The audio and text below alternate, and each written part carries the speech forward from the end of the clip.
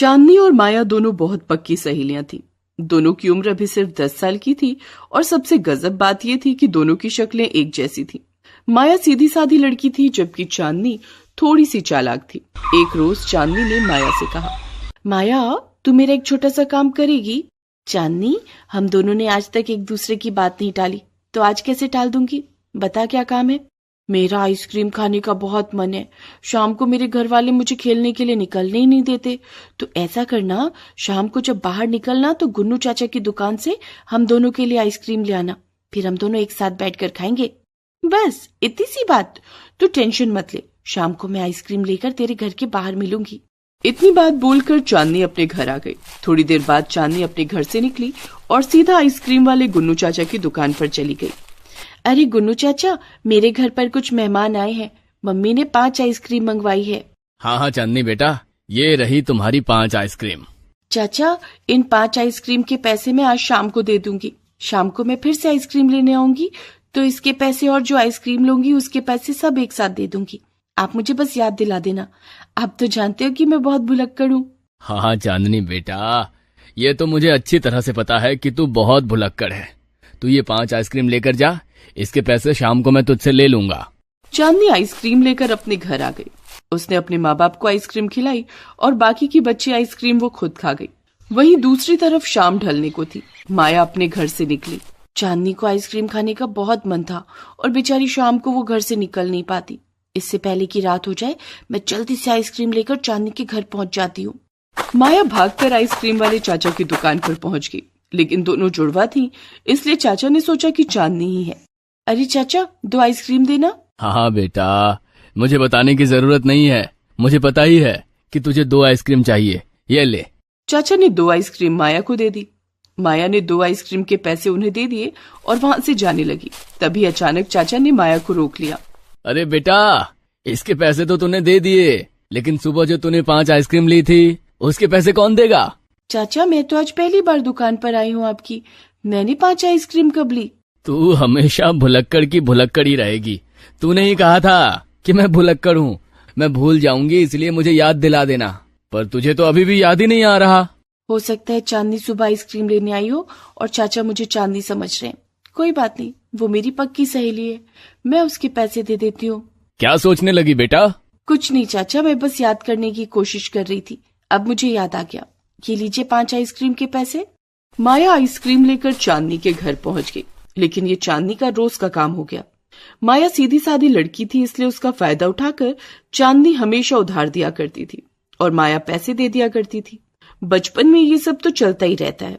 खैर, एक रोज माया का ट्रांसफर गांव से कहीं दूर किसी दूसरे शहर में हो गया। चांदनी, मेरे पापा का ट्रांसफर दूसरे शहर में हो गया है, इसलिए मैं जा रही हूँ।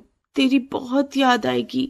चांदनी ये सुनकर हैरान हो गई, लेकिन अब वो कर ही क्या सकती थी। खैर, माया अब चांदनी से हमेशा हमेशा के लिए अलग हो गई, क्योंकि माया दूसरे शहर में शिफ्ट हो चुकी थी अपने परिवार के साथ।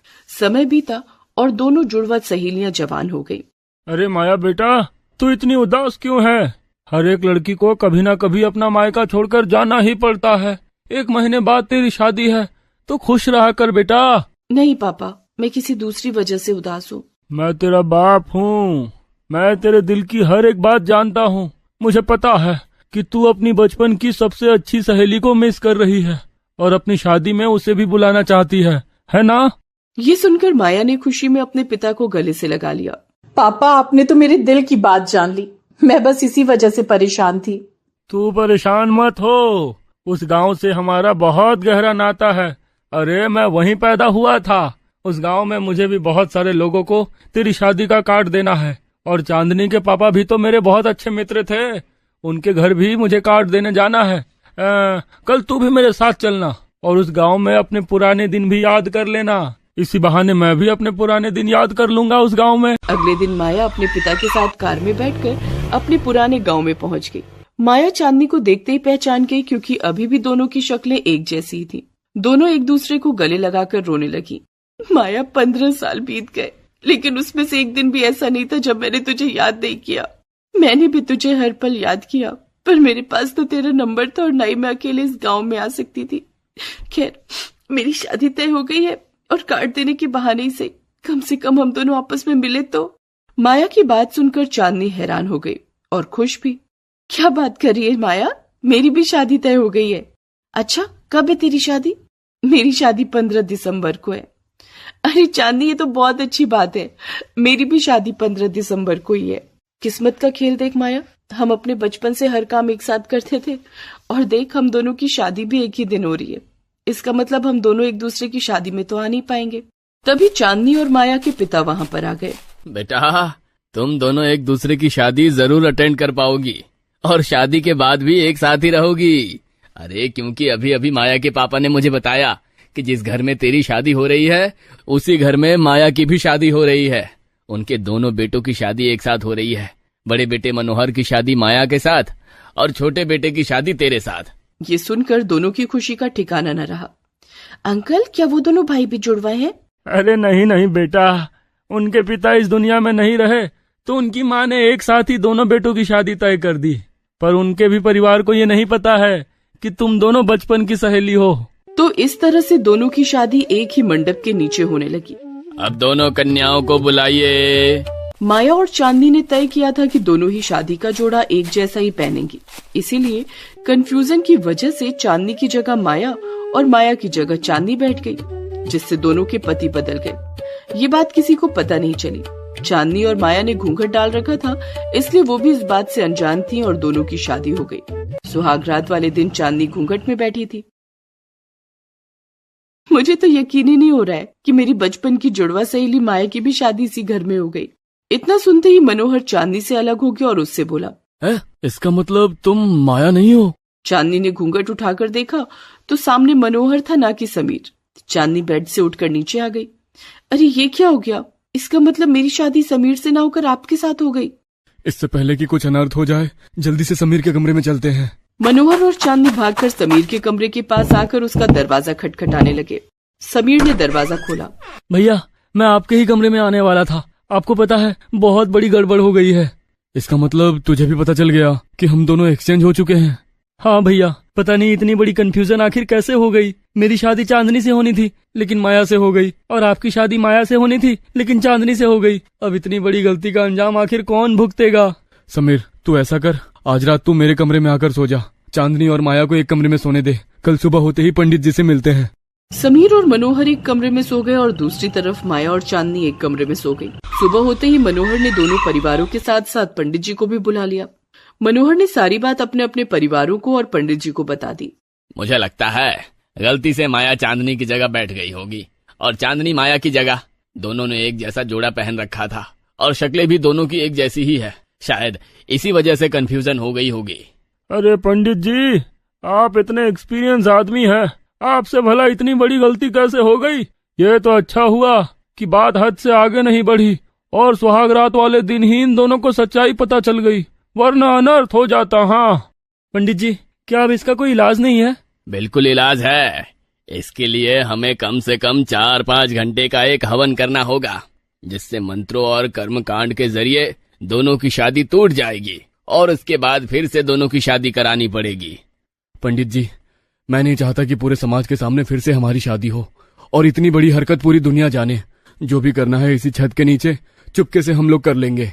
हाँ हाँ मनोहर बेटा, पूरी दुनिया के सामने अब ये सब तमाशा करने की कोई जरूरत नहीं है। अभी सुबह का वक्त है, हवन हम अभी थोड़ी देर में शुरू कर देते हैं और शादी की प्रक्रिया हम लोग शाम को पूरी कर लेंगे। उन लोगों ने तुरंत हवन प्रक्रिया शुरू कर दी और मंत्रों के जरिए दोनों की शादी तोड़ दी। उसके बाद शादी की पूरी प्रक्रिया वरमाला सहित उन लोगों ने एक बार फिर से की और इस बार सब कुछ ठीक हो गया। मनोहर की शादी माया के साथ हो गई और समीर की शादी चांदनी के साथ। माया बिटिया, अब तो तू खुश है ना? तू जिस वजह से शादी के पहले उदास हो रही थी, वो वजह अब हमेशा के लिए खत्म हो गई। अब तेरी बचपन की सहेली हमेशा तेरे साथ रहेगी। हाँ, इतनी गड़बड़ के बावजूद भी दोनों जुड़वा सहेलियां जो बचपन में बिछड़ गई थीं, 15 साल बाद कुदरत ने उन्हें हमेशा के लिए मिला दिया और वो लोग खुशी खुशी रहने लगे। आशिका का आज जन्मदिन है। अरे नाचो ना भाभी, तुम गवार की गवार ही रहोगी। आशिका, मैं नाश्ता लेकर आती हूँ, तुम लोग डांस करो। आशिका अपने दोस्तों के साथ डांस करने में मस्त है, जबकि उसकी भाभी अंदर नाश्ता लेने चली जाती है। तब आशिका अपने दोस्तों के साथ एक प्लान बनाती है। आज माँ और भैया घर पर नहीं है, इस गवार भाभी को आज मजा चखाते हैं। माँ के सामने बहुत सती सावित्री बनने का नाटक किया करती है ना, आज समझ आएगा इसे आशिका से पंगा लेने का अंजाम। आशिका ढेर सारा केक जमीन पर गिरा देती है। थोड़ी देर बाद जैसे ही आशिका की भाभी सरोजनी नाश्ते का सामान लेकर अंदर एंटर करती है, वैसे ही वो फिसल कर गिर जाती है। सारा नाश्ता भी जमीन पर गिर जाता है। ये क्या किया भाभी, आंखों में मोतियाबिंद हो गया है क्या? आशिका, ये केक जमीन पर किसने डाला? इसी से फिसल कर गिरी हूं मैं। नाश्ता भी गिरा दिया, अब मेरी दोस्त बिना कुछ खाए जाएंगी लगता है। नहीं नहीं, मेहमान भूखे नहीं जाने चाहिए। तो यहाँ ज्ञान क्यों झाड़ रही हो भाभी? जाओ जल्दी से नया नाश्ता बनाकर लाओ और उससे पहले ये सब साफ कर दो। सरोजनी सारी सफाई करती है और सबको नाश्ता बनाकर खिलाती है। अगले दिन सुबह सुबह आशिका के प्रेमी देव का फोन आता है। मैंने तुम्हें कितनी बार मना किया है कि मेरे पास फोन मत किया करो, रखो फोन। इतना कहकर घमंडी आशिका फोन रख देती है। बेचारा देव बहुत अच्छा और शरीफ लड़का होता है। आशिका किसी कंपनी में प्राइवेट नौकरी करती है जिसका उसे बहुत घमंड होता है। शाम होते ही आशिका घर आती है और देखती है कि उसकी भाभी टीवी देख रही है।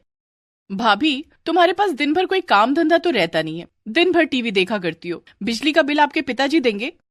देखो आशिका, मुझे जो कहना है कह लो, मेरे पिताजी को कुछ मत कहना। इतने में वहां सरोजनी का पति मोहन भी काम पर से वापस लौट आता है और ननद भाभी की बातें सुन लेता है। पिताजी को क्या मत कहना सरोजनी? सरोजनी बात को घुमा देती है। अरे कुछ नहीं, वो क्या है ना, मैं अपनी ननद को बता रही थी कि बचपन में एक बार मैंने अपने पिताजी की जेब से 5 रुपए चुरा लिए थे, तो इसने कहा कि ये बात पिताजी को बता देगी, तो मैं इसे यही मना कर रही थी कि पिताजी को कुछ मत कहना। ओह, ये बात है, चलो मजे करो तुम दोनों, मैं कपड़े बदल कर आता हूँ। इतना कहकर मोहन अपने कमरे में चला जाता है। अगले दिन ऑफिस में आशिका की किसी एम्प्लॉय के साथ बहस हो जाती है। तेरे बाप की कंपनी है क्या? चल निकल, मिस्टर बत्रा से तू नहीं मिल सकती। पर मैं तो। इतने में आशिका उस लड़की को एक जोरदार तमाचा मारती है। इस बदतमीज लड़की को अंदर आने किसने दिया? मुझे आंखें दिखा रही है, मैं सबसे सीनियर हूं यहाँ पर, समझी? इतने में वहां पर कंपनी के मालिक मिस्टर बत्रा आ जाते हैं। क्या तमाशा हो रहा है यहाँ? सर, ये लड़की बदतमीजी कर रही है। आशिका, मैं सब कुछ देख रहा था, तुम अपने अलावा किसी को कुछ नहीं समझती। ये लड़की पूनम है, मेरी बेटी पूनम। आशिका चौंक जाती है, माफी भी मांगती है, पर मिस्टर बत्रा उसे काम से निकाल देते हैं। रास्ते में अपनी स्कूटी से परेशान हालत में आशिका घर जा रही होती है। तभी उसे एक लग्जरी कार से निकलता हुआ एक लड़का दिखाई देता है। ये तो देव है। आशिका अपनी स्कूटी देव की कार के पास रोक देती है। आशिका, तुम? हाँ, मैं। अब तो मैंने तुम्हें फोन करना भी बंद कर दिया है, अब क्या शिकायत है? ये कार तुम्हारी है देव, तुम करते क्या हो? क्यों, आज से पहले तो कभी नहीं पूछा? अरे, मैंने सोचा कोई सड़क छाप फोन करता रहता है। सड़क छाप को प्यार करने का हक नहीं है क्या? इतने में आशिका रोने का नाटक करने लगती है, अपने घर की परेशानियां बताती है। भैया तो शादी के बाद मुझसे बात ही नहीं करते, घर वाले सारा काम मुझसे ही करवाते हैं, सब मुझे बोझ समझते हैं। लड़की हूं ना, इसी वजह से काम ढूंढने गई थी पर मिला ही नहीं। देव उसकी बातों को सच मान लेता है, जिससे उसका दिल पसीज जाता है और वो उसे अपनी ऑनलाइन कंपनी में कुछ वर्क दे देता है। पेमेंट कितनी होगी? कितनी होनी चाहिए? कम से कम 30,000 तो होनी चाहिए। ठीक है, कल मैं तुम्हें मेल कर दूंगा, तुम एक फॉर्म फिलअप कर देना। इतना कहकर देव अपनी कार में बैठता है और चला जाता है। अगले दिन आशिका के फोन पर मेल आ जाता है। देव उसे एडवांस पेमेंट भेज देता है, वो भी 80,000 रुपए। माँ, पिताजी, भैया, कल जहां मैं इंटरव्यू देने गई थी ना, वहां मेरी नौकरी पक्की हो गई है। 80,000 एडवांस भी आ गया, ये देखिए। सब लोग बहुत खुश होते हैं। बधाई हो आशी, पर काम क्या है? भैया, सारा काम ऑनलाइन होता है, ऑफिस जाने का झंझट भी खत्म। उसका भाई ये जानकर बहुत खुश हो जाता है कि उसे अब बाहर नहीं जाना पड़ेगा। देव को आशिका की मदद करके खुशी तो मिल जाती है, पर अभी भी आशिका उससे बातें नहीं करती। अचानक आशिका का फोन आता है। हाँ आशिका, कैसी हो? तुम मेरे बाप हो क्या? हाल चाल मत पूछो, ये बताओ कुछ काम वाम तो करने को मिलता नहीं, नौकरी पक्की है ना? अरे बाबा, भरोसा रखो, नौकरी पक्की है। आज रात से कुछ टॉपिक दिए जाएंगे जो कि तुम्हें सोशल मीडिया पर पोस्ट करने हैं। ठीक है, भेज देना। इतना कहकर आशिका फोन काट देती है। देव के पास उसके लिए कोई काम नहीं होता है, वो तो बस यूं ही उसे हर महीने पैसे देने लगता है। कभी तो वो उसका प्यार समझेगी, बस इसी उम्मीद में उसने काम दिया। आशिका, तू अपने बॉस से कम तमीज से बात किया कर। अरे, वो एक नंबर का बेवकूफ है, मुझ पर मरता है वो। मैं जो कहूंगी वो करेगा वो। चल क्लब चलते हैं। आशिका के पास अब पैसों की कमी तो है नहीं, इसलिए खूब अय्याशी करने लगती है। क्लब में लड़कों के साथ दारू पीती है, डांस करती है और जुए में पैसे लगाने लगती है। जब हार जाती तो उतनी ही रकम देव उसे अलग से दे देता है। एक दिन देव उसे क्लब में देख लेता है। तुम यहाँ क्या कर रही हो? मैं कुछ भी करूं, तुम्हें इससे क्या, मेरे बाप बनने की कोशिश मत करो।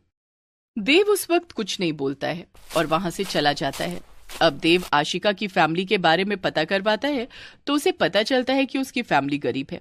भाई मेहनत करता है पर बहन अपने घमंड में चूर रहती है। भैया तुम जब देखो तब मुझ पर चिल्लाए करते हो, मैं बचपन से ये सब झेल रही हूँ पर अब नहीं। आप 20,000 कमाते हो और मैं 80,000। अपनी बहन के मुंह से ऐसे कठोर शब्द सुनकर मोहन की आंखें नम हो जाती हैं। वो बिना कुछ बोले अपने कमरे में चला जाता है। आशिका, अपने बड़े भाई से ऐसे बात करते हैं? कमाने क्या लग गई, इतना घमंड आ गया कि अपने भाई की भी इज्जत करना भूल गई तू। आप दोनों तो कुछ ना ही बोलो तो ही अच्छा है। अब मैं किसी के दबाव में नहीं रहने वाली, खुद कमाती हूँ खुद खाती हूँ। इतना कहकर आशिका अपने कमरे में चली जाती है। कुछ दिनों बाद देव आशिका के बारे में सब पता लगा लेता है कि वो कैसे घमंड में चूर है, घर वालों की भी इज्जत नहीं करती। इसीलिए देव बिना किसी एडवांस नोटिस के उसे नौकरी से निकाल देता है। आशिका उसे फोन पर फोन करती रहती है पर वो फोन नहीं उठाता। इसी तरह कभी मैं भी तुम्हें फोन पे फोन करता था पर तुम नहीं उठाती थी। अब आशिका को ना ही पुरानी कंपनी में काम मिलता है और ना ही देव अब उससे बात करता है। उसकी सहेलियां, उसके दोस्त, कोई उसका फोन नहीं उठाता है। खुद को कहीं की महारानी समझने लगी थी। भगवान जो करते सही करते। एक बार फिर से आशिका अपने परिवार पर निर्भर हो जाती है। टेंशन की वजह से उसे वायरल फीवर हो जाता है। देखिए, तुरंत O पॉजिटिव ब्लड का इंतजाम करना पड़ेगा वरना खतरा हो सकता है। सरोजनी बिना कुछ सोचे समझे अपना ब्लड उसे दे देती है। अब आशिका ठीक होकर घर आ जाती है और सबसे माफी मांगती है। जब तक मेरे पास पैसा था तब तक सारे दोस्त मेरे आगे पीछे घूमते थे, पर जैसे ही नौकरी गई सब चले गए। अब उसके माता पिता ज्यादा रिस्क नहीं लेना चाहते हैं, इसलिए उसकी शादी तय कर देते हैं। अभी ये बीमार है, नौकरी भी नहीं है, इसीलिए प्यार से बात कर रही है। ये पैसा आते ही फिर से घमंड आ जाएगा। आपने बिल्कुल सही कहा। उस लड़के ने जैसा कहा है वैसा वैसा हमें करते जाना है, तभी आशिका सुधरेगी। आशिका के घर लड़के वाले रिश्ता लेकर आते हैं। लड़के को देखते ही आशिका बुरी तरह हैरान हो जाती है क्योंकि वो लड़का कोई और नहीं बल्कि देव है। दोनों की शादी तय हो जाती है। तुमने मुझे नौकरी से क्यों निकाला? अपनी जिंदगी में लाने के लिए। आशिका अमीर घर की बहू बनकर बहुत खुश रहने लगती है, लेकिन अब यहाँ पर देव की बहन ऋतु उससे भी कई गुना ज्यादा घमंडी होती है। उसके पास खुद की कारें भी होती हैं। 2 दिन बाद देव बिजनेस मीटिंग के लिए अमेरिका चला जाता है। घर में आशिका की सास, आशिका की ननद और उनकी सभी सहेलियां किटी पार्टी कर रही होती हैं। भाभी बाहर आओ, किटी पार्टी एंजॉय करो, हमारे मेहमानों से मिलो। आशिका बाहर आती है, सबसे मिलती है। अरे नीतू, सुना है तेरे बेटे ने किसी गरीब लड़की से शादी कर ली। हाँ रानू, पर धीरे धीरे ये भी अमीर बन ही जाएगी। यार रितु, तूने अपनी भाभी को गवारों वाले कपड़े क्यों पहना रखे हैं? ढंग के कपड़े पहना, किटी पार्टी के वीडियोस बनेंगे, तेरी भाभी भद्दी लगेंगी। मैं आप लोगों के लिए नाश्ता लेकर आती हूँ। हाँ बहू, जा लेकर आ। थोड़ी देर बाद जैसे ही आशिका नाश्ता लेकर आती है वैसे ही वो फिसल कर गिर जाती है क्योंकि जमीन में बहुत सारा केक पड़ा हुआ होता है। ओ माफ करना भाभी, अब तुम्हें ये सब साफ करना पड़ेगा। पहले बताना चाहिए था कि आपको कम दिखता है, चश्मा बनवा देते। अब आशिका को वो सारी हरकतें याद आ जाती हैं जो हरकतें वो अपनी भाभी के साथ किया करती थी। तभी वहां देव आ जाता है। अब महसूस हुआ कि जब खुद पर बीतती है तो कैसा लगता है। देव सारी बात आशिका को बताता है। ये सब देव की चाल होती है आशिका को सबक सिखाने के लिए, जिसमें देव का साथ आशिका के घर वाले, देव की माँ और उसकी बहन ऋतु भी देते हैं। अब आशिका को सब समझ आ जाता है। एक बार फिर से दिल से वो अपनी भाभी से माफी मांगती है। सब लोग खुशी खुशी रहने लगते हैं।